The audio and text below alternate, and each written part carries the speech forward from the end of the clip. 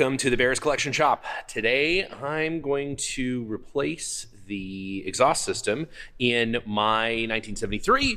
I can't really see it because it's being blocked by the hood. Oh, there it is. See this guy right here. My 1973 Series 3 short wheelbase 88-inch Land Rover.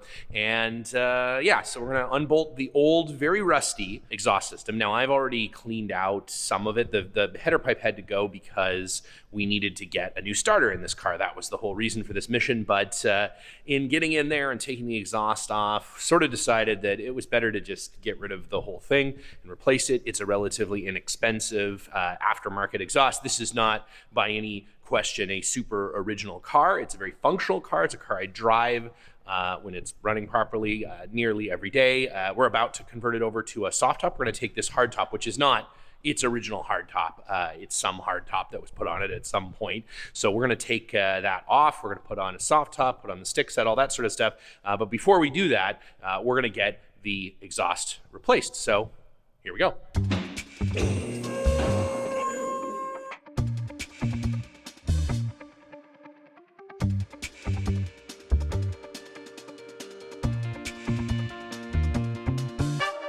All right, so we've got the car up on the lift.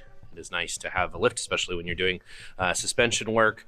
We always put these guys, even though they're from Harbor Freight, but we always put these jack stands in front and back just in case, especially if you're doing something where you're going to take a lot of weight out of the car. It's always nice to have so that you don't get any Land Rovers falling out of the sky onto the floor of your shop. That's less than ideal. So we're going to start by getting the rest of the exhaust out of this car, and then we're going to come around and put in the new exhaust. So it should be, well, it won't be fun. Yeah, you know, type 2 fun, right? Type 2 fun. So the reason that we had to get this starter replaced is I've been crank starting this car for the last, I don't know, month or so, and it gets a little old. You know, it tips over pretty easy, but still, you know, not the most fun thing in the world, having to crank start your car. Anyways, half the exhaust is already off because we had to change out the starter. There's our new starter up there, looking nice and new. And yeah, so we're gonna replace that pipe, and then that comes back to this guy right here. The back bolts on this exhaust are super rusted on because the whole thing is super rusty. So I'm gonna get out my trusty 1/2-inch adjustable length Harbor Freight wrench. You know, this is one of those things where I don't use a lot of the Pittsburgh stuff because this stuff specifically tends to fall apart. But this one I kind of don't mind because it has a serviceable head, so I can drop this head out and service it and lubricate it. And this extension thing, I have to say, is pretty cool. It's pretty handy when you know, you find you need to give it the beans, and you can immediately go to gorilla mode without having to go and get a different wrench. So.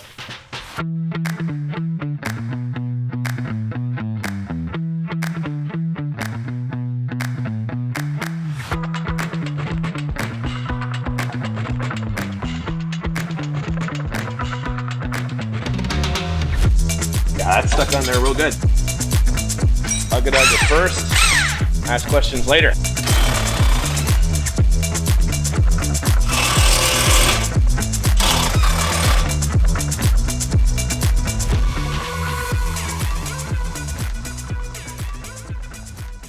Genuine Land Rover exhaust. It's actually in pretty good shape, except that it has very obviously some holes in it from where it's rusted through, coincidentally around where that genuine part is stamped in. So here's the old hanger that we pulled out. It's, you know, doesn't look too bad for being, you know, almost 40 years old, or more than 40 years old.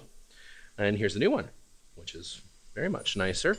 Now, it does have nylock-ing nuts, which is not correct per the sort of, you know, original part.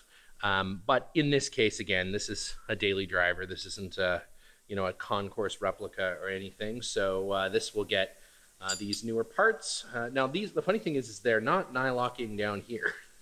they're just regular spring washed down here, where you kind of, I guess, where you can see them, and up here on the frame where you can't, they're nylocks.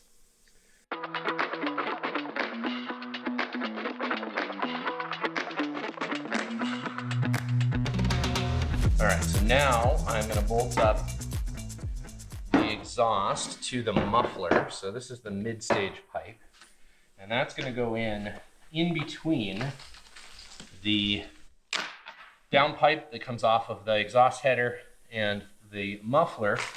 One thing that's super important that some people don't realize and some folks don't send out with exhaust kits is that there's actually a gasket between this square flange on the muffler. One thing you see is the Brit part ones come with like a resin coating on them. That's to try to keep this from rusting as quickly. I don't know if it actually works or not, but it's supposed to. And then we have some genuine, been in a bag since 1973, exhaust bolts that look exactly like the exhaust bolts you would buy from Lowe's, but whatever. And those guys will come in through here. So wait, you decided to go authentic with the bolts, but not authentic with the nylock washers on the hanger? Was just what I ordered. This is how it comes. Sometimes I almost just used bolts I had already, so we're lucky that we got this far. And I will be going non-genuine with the nuts that hold this together. So, oh hi. All right, so I have these exhaust parts that I didn't order replacements to because I forgot to, but they are in, marvelous shape, obviously. I'm gonna put them in the ultrasonic cleaner. A fun trick that I have for the ultrasonic cleaner so that I don't have to clean out the ultrasonic cleaner every time I use it is to put the shit that you want to ultrasonically clean in a bag with your cleaner. You don't need like a ton of it. Your mileage may vary. We'll throw them in the ultrasonic cleaner. Oh, go ahead and turn this guy. Then we get to listen to that teeth rattling sound for the rest of the afternoon.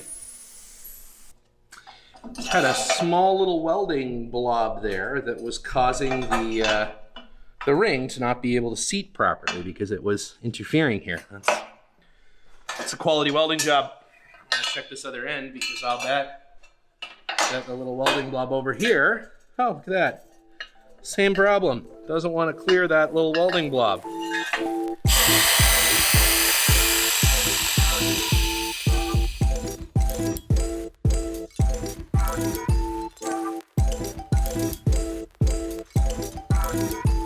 Well, little spatter inside the weld as well. Some little vacant areas inside. That's not exactly the sign of the greatest weld in the whole world. A little shot of high temp paint to seal it again as much as we can. The old Quick Mix, which is a UK product. This is actually a coffee tin that I guess is pretty common in the UK. And this gentleman 3D prints these adapters so that it fits a can of spray paint perfectly. And then it chucks into a drill. It's a little bit off center, so it wobbles the can.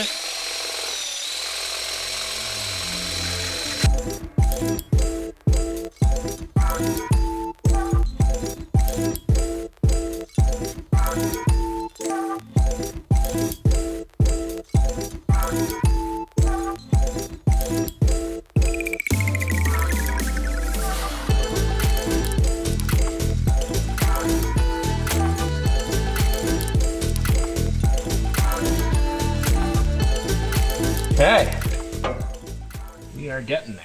We gotta wait for this hanger here to get cleaned. This one actually doesn't look like it's in too bad a shape. The rubber's in okay shape. That one back there was totally destroyed. But this one is still flexible and it's soft and it can wiggle wobble.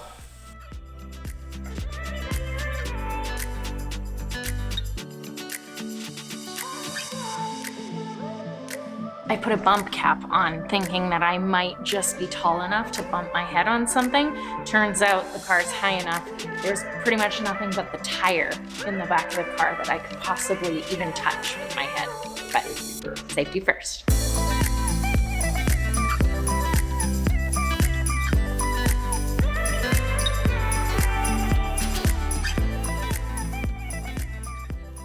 What you may ask is this thing right here, a beautiful party necklace. Well, yeah, maybe you could probably use it for that. But what I use it for, and what I suggest you get one for, is its thread gauge and bolt size finder. So this is the bolt that comes out of the exhaust header of the 2.25 liter engine in the Series 3. Now I know it's 5/16, but I don't know if it's 5/16 18 or 5/16 24. And with old bolts, old hardware, old studs, sometimes it might be a little difficult to judge the thread pitch. So what we do with this is we try it on the different. Now it'll thread onto this because it is 5/16, but it gets stuck right away. So if we go to 5/16 24, thread this bolt on there. Oh, look at that. Beautiful. Goes all the way through. So that means that the stud that this bolt came off of is a 5/16 by 24 thread. Now I happen to have some brand new ones that will go back on and make sure that the fasteners are nice and tight and even and new. So this is a thread. You can get these things on Amazon. They're super handy, and I use it all the time because there's all kinds of fiddly little bolts on your Land Rover, and can't wait to find one that goes with this one. This is like a butt plug. This is a serious screw that in.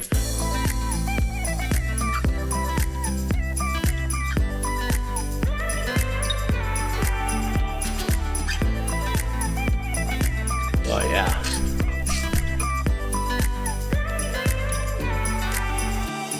All right, well, we have the exhaust all bolted up to the Series 3 now. New starter's in, new exhaust is in, all nice and tight. Exhaust is usually tighten from the headers back, so tighten the headers, tighten up all the unions, and then go and actually tighten the hangers. And that'll get it running relatively true and straight and flat and all that sort of stuff.